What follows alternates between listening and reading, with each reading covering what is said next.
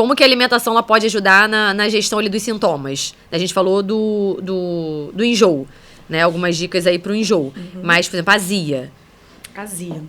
Azia é o seguinte, a principal causa de azia no primeiro trimestre é o aumento da progesterona. Aí a progesterona, uma das funções dela, uma das ações dela é diminuir a contração muscular. Porque ela impede que o útero contrai e expulse o embrião lá no primeiro trimestre. Só que ela acaba tendo uma ação meio global. Ela não vai especificamente lá no útero, só tem receptor no útero. Ela vai acabar tendo receptor em outros lugares. Então, a gente tem uma diminuição da mobilidade toda do trato gastrointestinal. E aí, por consequência disso, eu tenho mais chances de prisão de ventre. E lá no estômago, eu tenho um músculozinho que ele fecha. Tem dois, né? Um esfíncter, que é um músculo que fecha a entrada e a saída. E aí, seu músculo fica relaxado. E o que vai acontecendo aqui? Eu tenho o trânsito todo mais tempo parado, eu fico mais tempo com o alimento parado no estômago, com esse músculo do esfíncter relaxado, e o conteúdo volta. E aí eu sinto azia porque o estômago ele é todo protegido contra a autodigestão. Porque ele digere proteína, e o nosso corpo é feito de proteína. Quando esse ácido volta para o esôfago, é como se começasse a corroer mesmo. E eu começo a sentir dor. Dá aquela queimação, aquela... É isso, porque eu tô tendo ácido gástrico voltando para uma região em que não tinha que ter. Não tem proteção. E aí machuca, dói, incomoda.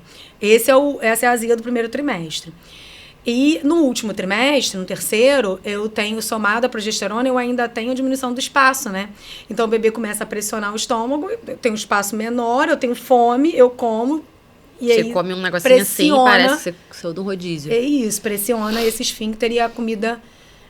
junto com o ácido gástrico, acaba voltando.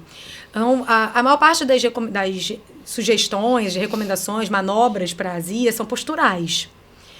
São muito relacionadas a postura e volume, na verdade. Então, posturais. A forma como você senta depois de comer, né? Então, muita gente senta curvado e daí você tem que tentar... A gente vai ter que tentar dar aquela reclinadinha, assim, estratégica, marota para trás. Aquela coisa, acabei daquele almoço de domingo, sabe? Para você não pressionar com o próprio corpo e não diminuir mais ainda o espaço do estômago. Não, a gente evita deitar, é bem clássico, né? Evita deitar logo depois de comer, então tem que esperar mais ou menos 1 hora, 2, dependendo do nível de desconforto. Algumas têm que realmente dormir com inclinação, né? Tem que botar os travesseiros. Ou aquele... Tem até um... Tem, uma almofada. Um antirrefluxo, né? Que ela tem almofada antirrefluxo. Faz um uma triângulo, rampinha, né? assim. É um triângulo. E volume e fracionamento, porque eu preciso aumentar, eu não posso comer muito, né? Porque eu não posso pressionar esse esfíncter. Então, eu tenho que comer um volume menor mais vezes ao longo do dia. Então, essas são as principais estratégias para azia. Agora, tem alguns alimentos que acabam piorando. Clássico, macarrão e pão.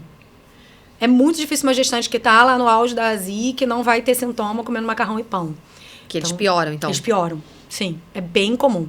Dá uma melhorada se você torrar o pão.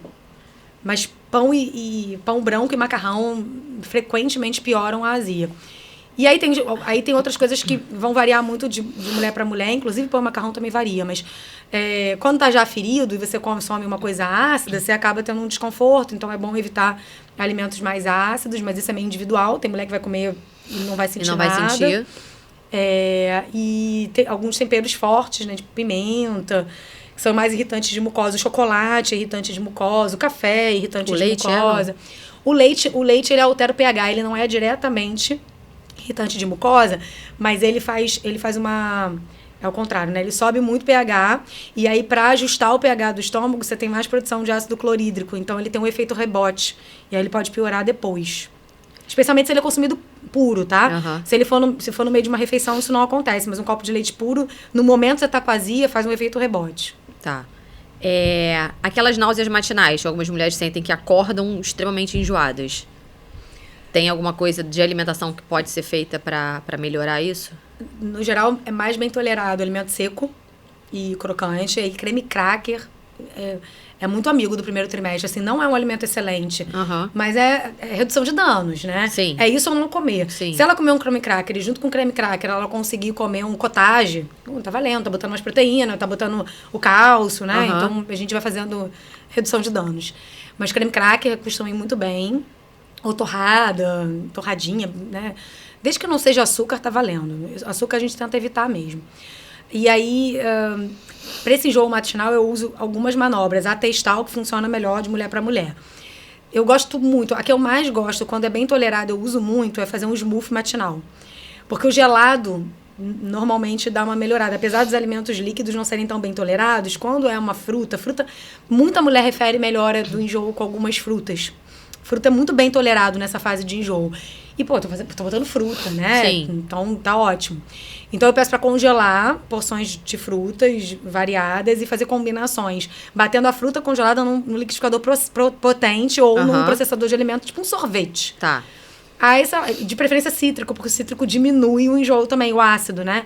Então você pode fazer, sei lá, manga com abacaxi, morango com banana. Seria uma combinação de frutas congeladas ali Congeladas que e você bate. batidas, porque aí eu junto o cítrico, congelado e eu ainda coloco um alimento bem tolerado. Essa eu gosto bastante quando é bem tolerado e no geral eu uso ela como estratégia. Aí você começa pelo smoothie, dá uma melhorada no enjoo, depois come alguma coisa sólida quando dá. E às vezes eu uso chá de gengibre. Aí eu peço para deixar pronto no dia anterior, para ficar geladinho, né? Deixa na geladeira. Começa o dia com chá de gengibre. Às vezes também ajuda. E a constipação? A constipação, primeiro a gente tenta na dieta. Tá. E aí tem que aumentar a fibra. E apesar de muita gente achar que come uma boa quantidade de fibra, na hora que a gente vai calcular, não come. Tá tão legal assim. Não tá tão legal assim. Então, primeira coisa, olhar se a quantidade de fibra que tá ingerindo tá adequada. Segunda coisa, hidratação. E não adianta aumentar a fibra e não aumentar a hidratação. Então, se está tendo alguma dificuldade para hidratação, vou ter que dar um jeito de aumentar esse consumo hídrico. Então, primeiro fibra, depois hidratação. Agora, mesmo com fibra e mesmo com hidratação, às vezes trava mesmo porque tem o efeito metabólico ali do hormônio. E aí, o que a gente tem de maior recomendação, validado em estudo, é fazer fibra suplementada. Aqueles pozinhos que compra na farmácia e aí você suplementa. Isso tem um efeito muito bom. Dependendo da mulher e do que a gente avalia na dieta, um suplementozinho de magnésio também ajuda bastante. Mas aí precisa avaliar a dieta e precisa fazer individualizado. Tá. Então, o magnésio. Psyllium pode na gestação? Pode. Mas aí, entre o psyllium e essa fibra, que é a que é mais estudada, eu acabo usando a fibra solúvel até por questão mesmo. de estudo mesmo, de mais segurança. Eu uso ela, até pela facilidade de comprar, de utilizar. Eu vou nela mesmo, mais fácil. Se você gostou desse corte, você pode conferir esse conteúdo na íntegra clicando no link aqui ao lado. Não deixe de dar aquela curtida, se inscreva no canal e não deixe de seguir a Wi-Fi nas redes sociais. Os links vão estar na descrição. Lembrando que esse corte é um oferecimento da Interlife. Até a próxima!